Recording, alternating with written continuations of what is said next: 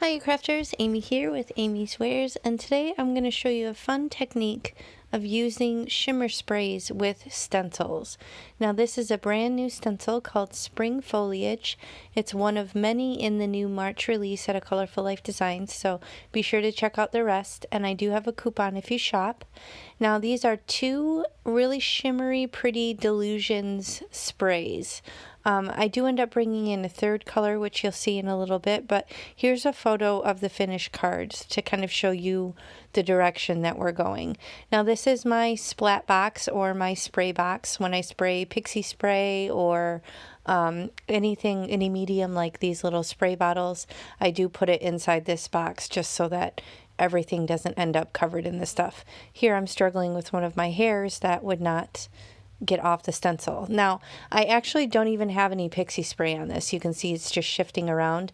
I want to show you how well this works without even having to use pixie spray. So you just make sure it's nice and flat, and then you spray directly from above, and you get a pretty crisp design. Now, if you want to use the pixie spray, you might get even more detail, but I find that even just shooting from above with the sprayer will give you a really crisp design for the most part. So here I'm just kind of splattering the two ink colors, and this is where I think I brought in the purple just to add a little something extra. So these are similar to I don't know, they're similar in consistency, I guess, to the Distress Oxides, but rather than like the milky opaque element, they're a little bit more shimmery. So they have, I'm assuming, mica in them. Now here I'm using my tweezers to pick this straight up off of the piece of cardstock because I don't want to get it all over my fingers, but I'm sure I ended up making a mess anyway. So I'm just going to set that box aside, and I'm actually kind of struggling to grab another piece of cardstock because I'm going to do a monoprint with this other piece. So there's so much extra ink on here, I don't want to waste it. So I'm just going to lay this flat and then kind of press down on it with some paper towel. And as you can see, yeah, I did get it all over my fingers. So here I'm just going to give it a minute to just kind of soak into the cardstock. But this is a way to not waste the ink that's on your stencil and to create a different look with the opposite side of the stencil. So here I'm going to pull this back and lift it back up, and I'll show you this design. Again, I'm going to use the tweezers, and you can see you get a pretty cool design. So I could have spritzed it with water and maybe even gotten more ink to transfer over, but you can see the difference between the first go after I'm dropping it all over the place and then the second one with the monoprint. And I am just working on a full sheet of 120 pound accent opaque cardstock. Now here I grab my stitched edge rectangle dies from Paper Rose, and I'm just kind of configuring how to pull 3 panels from these, and I will have plenty of scraps left over, but it cuts them down slightly smaller than A2 size and gives it that nice finished edge on the cardstock. And then I have all these extra pieces as well, which I'll show you how I end up using some of those to finish these cards.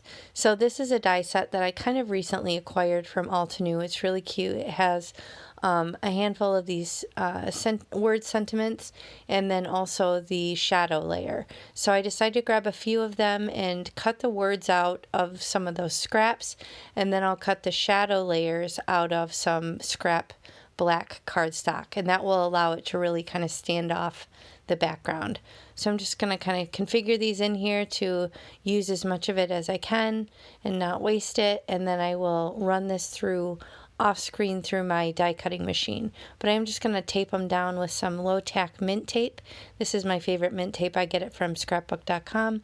It's my fave. It's a good amount of stickiness, and after I run it through, I'm just going to pop these out, and then I'll do the same thing by running the shadow layers through and cutting that out of the black cardstock. So I think this is kind of a fun font. They're a little bit on the smaller side, but I really love Altenew products, and I think the font is just so fun. So I had to add it to my crafty stash. So same thing, I'm just going to use that tape, run it through off screen. And I do have a Spellbinders Platinum 6. That is my die cutting machine. It's a manual die cutter. It's one of the, it's not huge. It's not like the big shots, but it's not like the little mini desktop ones either, so it's kind of just right in the middle. And now here I'm going to use my Artist Tack micro dots. These are sheets of a million little dots of adhesive, and I'm just going to poke out the little bits on these letters and then kind of put those word sentiments right on top of this microdot sheet, and then that's how I'm going to adhere it down to the black shadow layer. So you can absolutely use whatever glue you want. If you want liquid glue or any other sort of adhesive medium, whatever works for you. But I find that these microdot sheets are super handy, and I love them for little fiddly dies like this. So this is a brand new half sheet. I actually cut it down in half, and you can keep using the sheets over and over again. If you get a spot that isn't very sticky anymore, you just kind of move it over to a different spot on the sheet. So I will link those in the video description box below. That I get them from Amazon. But basically you just line it up on this little shadow layer, and then you press it down and it does become permanent. And I've had really good luck with these so far. So I can't speak for other microdots on the market. These are the only ones that I've tried, but I do find that they save me a lot of headache from liquid glue oozage, which is not my friend. So you can see here it puts a ton of little dots on the back. So just gonna line that up for the thanks one, and then finally for the hugs one. So I also like the one that says hey. I realized I don't have any other standalone dies that say the word hey, so I thought that was kind of cool and different as well. So now I'm just going to finish up this final hugs and then get that attached to the shadow layer, and that will finish the sentiments for the front of my card. And I will show you in a moment here how I line it all up and finish off the cards. So this, you just want to make sure you have a nice even margin around all of the letters. You do have a little bit of wiggle room with the micro dots if you do need to readjust, but then just really press it down and leave it be. So I grabbed these 3 simple strips. These are from Tailored Expressions. They're white heat embossed on black cardstock, and I do have 3 card bases, and I'm basically just going to put all those pieces together off screen. So nothing record breaking there. I used some little foam strips to put behind the sentiment strips, but overall very simple in design.